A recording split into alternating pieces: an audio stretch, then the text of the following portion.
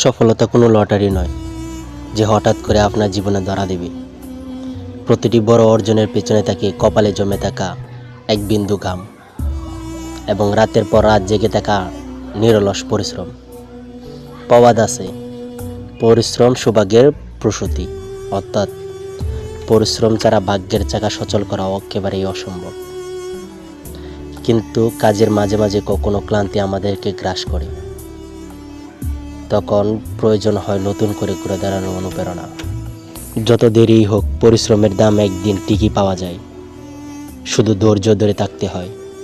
পরিশ্রম কখনো লোক দেখানোর বিষয় না, যেটা নীরবে করা হয় সেটাই একদিন উচ্চস্বরে কথা বলে।